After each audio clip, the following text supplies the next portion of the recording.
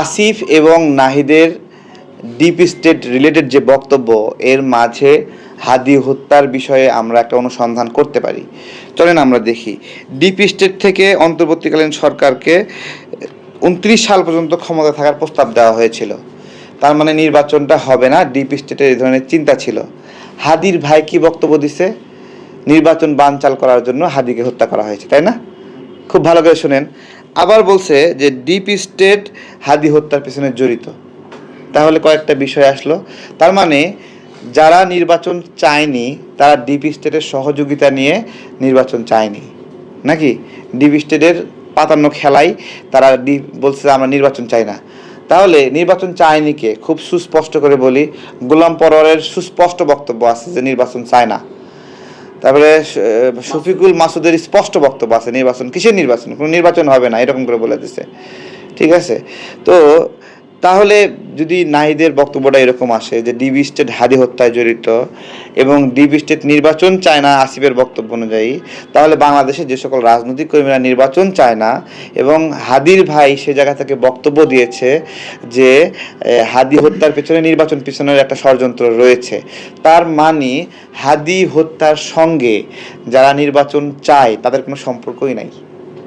যারা নির্বাচন চায় তাদের সাথে অন্তত হাদি হত্যার সংযোগ নাই, কারণ তারা নির্বাচন চায়। হাদিও নির্বাচন চাইছে, সে নির্বাচন জোরসোর প্রচারণা করছে। শুধু নির্বাচন চায়নি ডিপ স্টেট, তাই তো এদের কথা অনুযায়ী, এবং ডিপ স্টেট হাদিকে হত্যা করছে। তাহলে এই নির্বাচন না চাওয়ার সঙ্গে যারাই সম্পৃক্ত ছিল, যারা আওয়াজ তুলছে, তাদেরকে নিয়ে হাদি হত্যা তদন্ত করতে হবে এখন। এই আসিফ মাহমুদ, নাহিদ, তাইদ এরাই ডিপ স্টেটের সাথে জড়িত ছিল। এই জন্য সরকার এদেরকে সরকার থেকে বাইর করে দিয়ে নির্বাচন আয়োজন করছে। ভালো করে দেখেন, তাই না?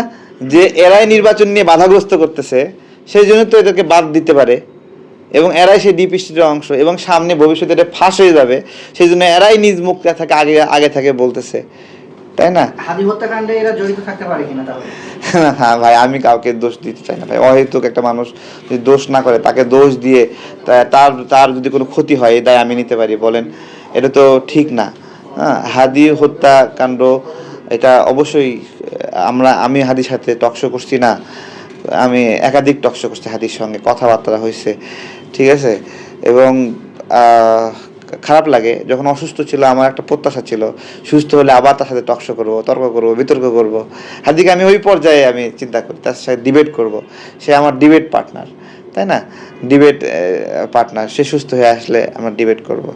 কিন্তু আপনার হলো যারা হাদি নিয়ে রাজনীতি করছে, হাদিকে তাদের ব্যবসায়িক উপকরণ বানাইছে, তারা কিন্তু ফয়সাল গ্রেপ্তার হওয়ার পরে একটু মন খারাপ করছে, তাই না?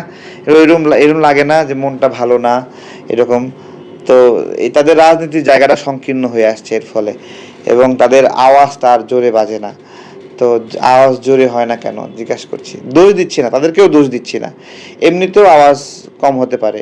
হ্যাঁ, তো যারা রাজনীতিতে ব্লেম গেম খেলছিল, অমুকের বাসায় ইট খুলে নিয়ে আসবে বা করবে, এগুলো আসলে রাজনীতিতে খুবই অপ্রাসঙ্গিক এবং এটা উচিত না। আমি তাদেরকেও হাদি হত্যার জন্য দোষ দিচ্ছি না যে তারা করছে, আমি জানি না কে করছে, কাউকে দোষ দেওয়ার প্রয়োজন নাই। আইন আছে, আদালত আছে, তারা বিচার বিশ্লেষণ করে আস্তে আস্তে হাঁটুক। অযথা একটা হাইপ তৈরি করে একটা মানুষকে জীবন পেরেশানি ফেলার কোনো যৌক্তিকতা নাই।